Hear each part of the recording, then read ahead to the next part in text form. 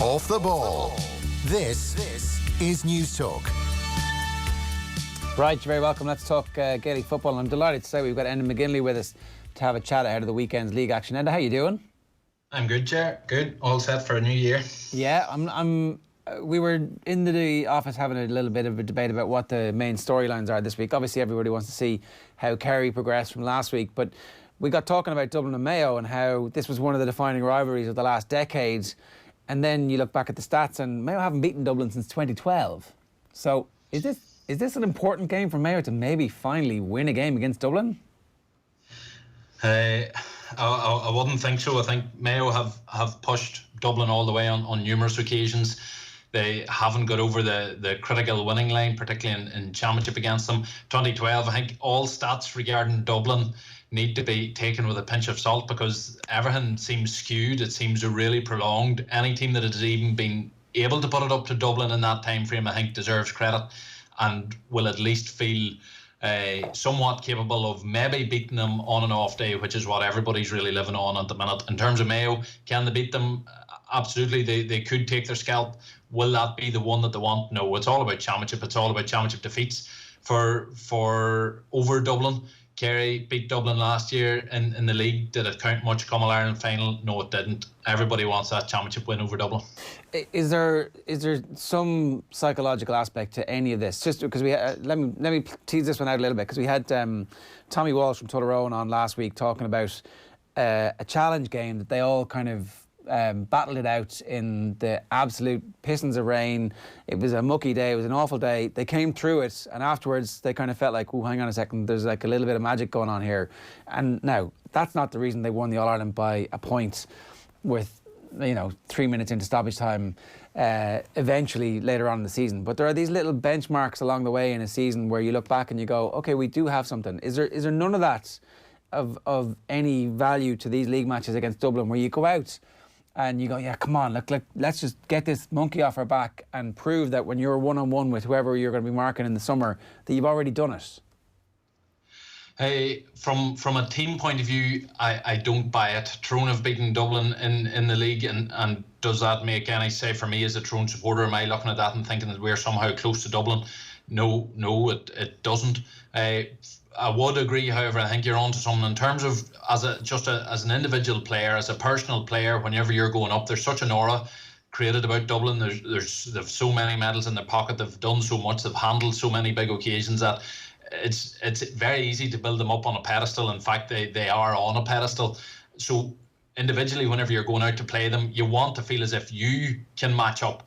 And if that spreads throughout a team, and if, say, one of Mayo's new players, if they can do a bit of damage against a Dublin, against that Dublin defence, or if somebody can go out and maybe mark Mannion or mark Kilkenny and get a wee edge up on them, that makes a big difference for them individually. The more you have within a team, yes, that will help down the line to not build them up into the ultimate bogey that they are, but all of that psychological stuff still fails to get over the hurdle that Dublin, as they showed last week again, are massively competitive. Individually, they just love to compete and love to win individual battles and individual games, and that's why they're so hard to beat.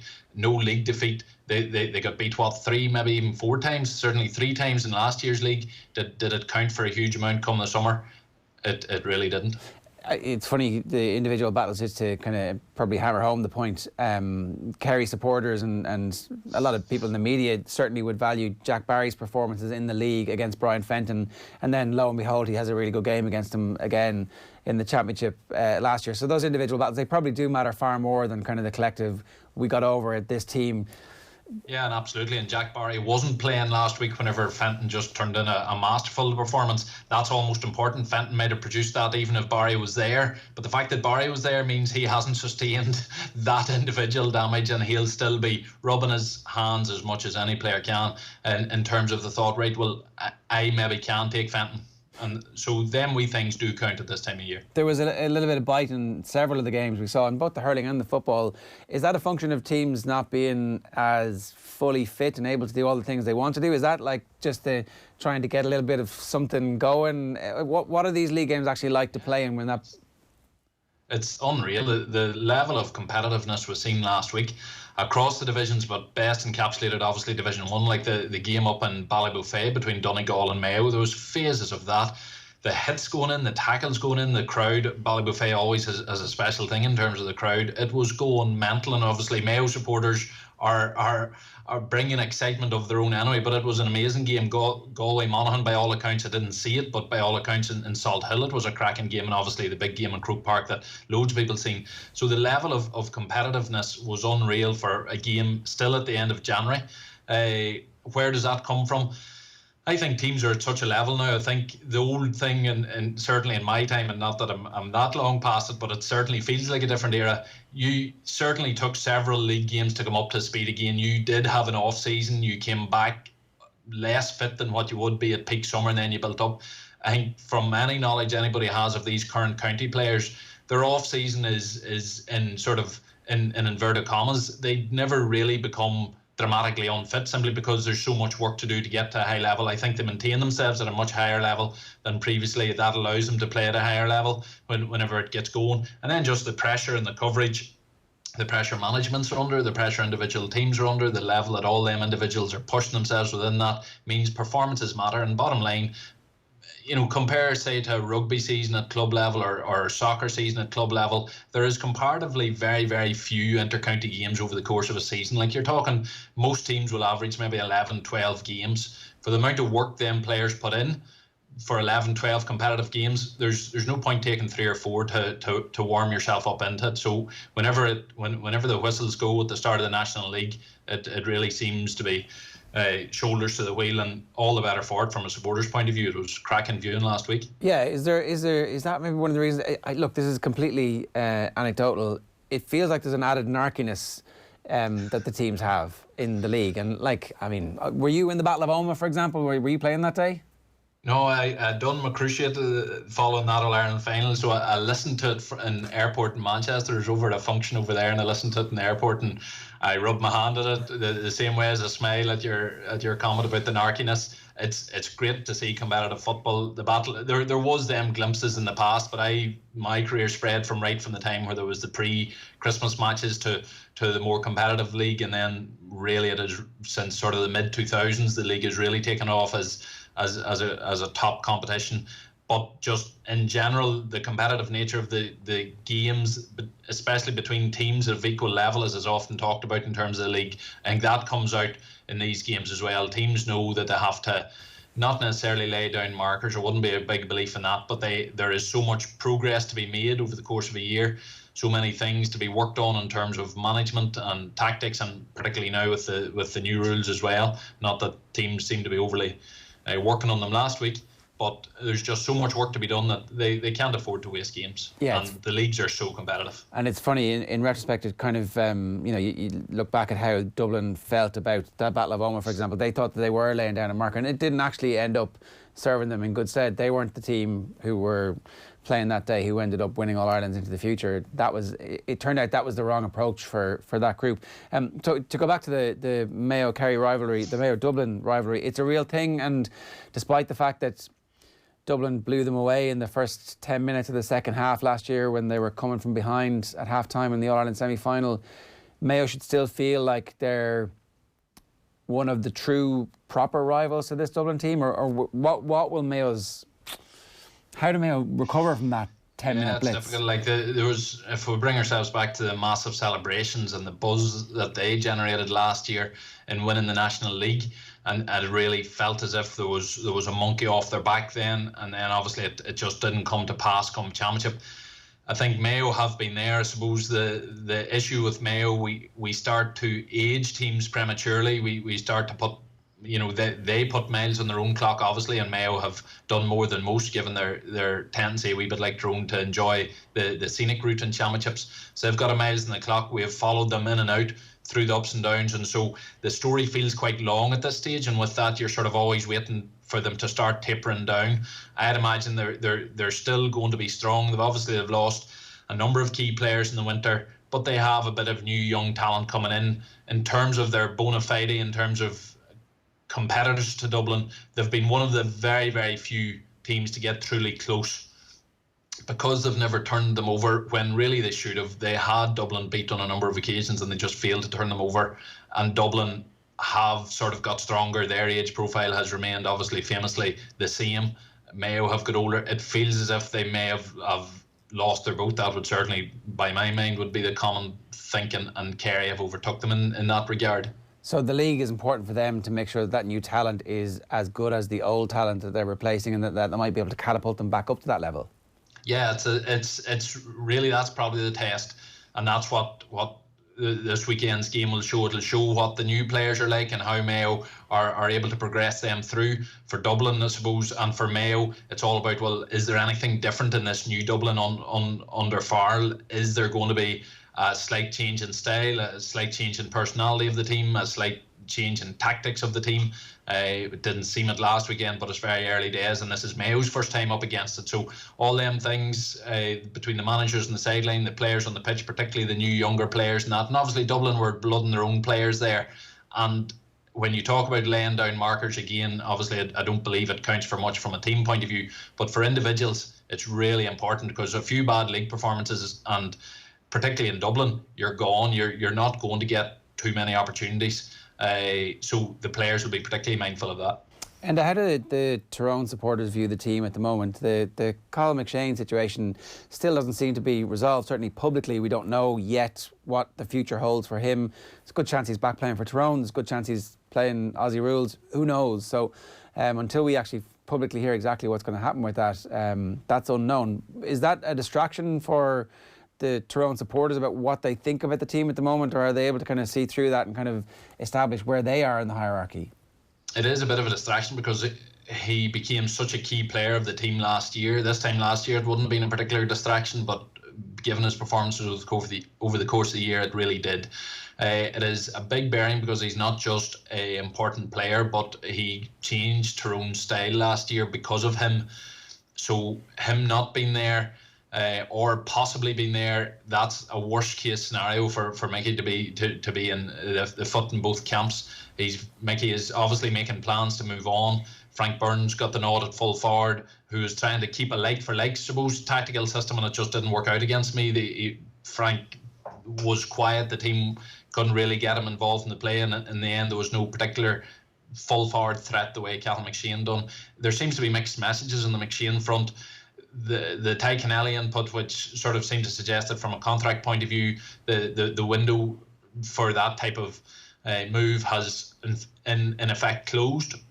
Yet it's hard to think why an Australian club would go to the expense of publicly taking McShane out, or without even having briefed him that it's not going to happen this year. They're obviously thinking about it, so it's hard to know what exactly is going on there. He had the 2-week trial over there. He's come back. He hasn't, as far as I'm aware, linked up with the team yet. So that would make me think that there is something happening down below. From Mickey's point of view, he's trying to move on, but with McShane sitting in the stand watching the Meath game, and with your full forward line faltering a wee bit early on in the game, it's hard not to look over your shoulder and wonder, is he going to be there or not? Yeah, if he's not there, are they All-Ireland semi-finalists? Are they coming out of a Super 8s? Is that like the limit of their ambition, or can they somehow build a system that makes up for the absence of the all-star full forward? I think without him, and Mickey had tried long and hard to find a consistent and reliable target man in there, so he had tried numerous other forwards in there and none had really worked. Matty Donnelly was working at times, and of course he's injured at the minute too. Then McShane came in and just proved a fantastic find. He's going back to men that he has tried in the past, the likes of Mark Bradley, the likes of Ronan O'Neill, Darren McCurry are all now back involved again. Mark Bradley obviously had stepped out of the panel last year and he's back in now. So that to me would suggest that them forwards are more inclined to work from a counter-attacking system rather than a long ball target man system. So with Matty Donnelly out as well, and with nobody else at the minute clearly putting their hand up to take McShane's berth as a classic sort of traditional full forward ball winner, I think Tyrone will revert a wee bit more to what they were before Cathal McShane was in, which was a solid defensive and a counter-attacking team. And the likes of Bradley, O'Neill, McCurry work better with that sort of system, but Tyrone seemed to work better last year when they'd McShane at full forward. Yeah, so that wouldn't give you great hope if you're a Tyrone fan then about what the... I think if McShane's not there, I think Tyrone are a degree weaker from last year without him, and with Donnelly not getting a National League campaign under his belt, it's going to be difficult for him to hit the same heights that he has hit in the past. So for them, things Tyrone's on the back foot a wee bit, but there's some new talent there, and Bradley back in does help. Okay, last question is about the use of the mark. What was your take on what you saw last week? I know that in particular the Michael Murphy point seemed to get people's goat up. Yeah, and I think McHugh Dublin took 1-2 where he took a lovely ball in over the top and he just stopped play. So my frustration with the mark is sometimes our best flowing attacks when you get a good ball into the forward takes it on the full, turns, goes at the defender, takes a shot. That's Gaelic football being played at the best. Now we see a good ball being played in, a forward winning it on the full, hand up, game stops, and we get to watch a free kick. So them elements of the game, for me, it actually spoils the game as a spectacle, and people are hoping that it'll be like the types of fetches that Paul Gainey took or Conor Turbot took again Armagh, where the player goes up, takes the ball somehow under pressure, falls to the ground. Teams play percentage football. That's how all Gaelic football gradually has progressed towards the higher percentage options. Hail Mary balls and miracle catches are not high percentage options, so that may happen on occasion, but the primary use will be the more controlled kick pass into chests, stop the ball and take a controlled kick at the goals. That to me doesn't help the game. Then you've got the whole confusion aspect, which I think the GAA worsened by moving the line from the 21 out to the 45, and then creating the difference inside the small square, creating the difference that defenders can't tackle them for 4 steps if the player chooses to play on. You ramp that up into big calls at championship time, and I think confusion and controversy is going to follow that rule at some stage. So it's up in the air for me at the minute. And last week the teams didn't really seem to have worked a huge amount on it. I think there is major opportunity for teams to benefit from it if they do work on it. That will come to pass, but then equally we'll see the countermeasures, and some of the countermeasures, the obvious countermeasures that teams might take if they're coming up against a team that's very effective at using the mark, is to fill your defence with men and to kill the spaces that the ball can be kicked past into, which sort of is a retrograde step. So there's so much up in the air at the minute. There's so much confusion still around it. Last week passed off calmly because the focus was on the games, because the teams largely avoided it. But when it's been used to its optimum as a tactic, a controlled pass, one on a chest, mark called and a free kick hit, no highlight reel features loads of free kicks. No, that's not what kids go out the back garden dreaming of taking a mark, is it? No, definitely not. Definitely not. And you'll definitely see, you'll see a bit of gamesmanship too. The old, some of our biggest men mightn't have the greatest feet. That's a polite way of putting it. A cliche, but it would be true that some big men who are excellent ball winners mightn't have the greatest feet. But if you need a ball won inside and a big man wins it, I think you'll see wee niggles and wee injuries being picked up and the free being passed off to a free taker at critical moments in games too. So there's loads of room for gamesmanship with the rules too, which the game has a right bit of gamesmanship in it at the minute without offering further opportunities. Good stuff, Enda. Great to have you with us. Thanks a million. Enjoy the weekend's games. All the best. Thanks, Ger. That's Enda McGinley giving us his thoughts there. If you've got any opinions you'd like to share with us, 53106 is the text number. You can tweet us at Off The Ball.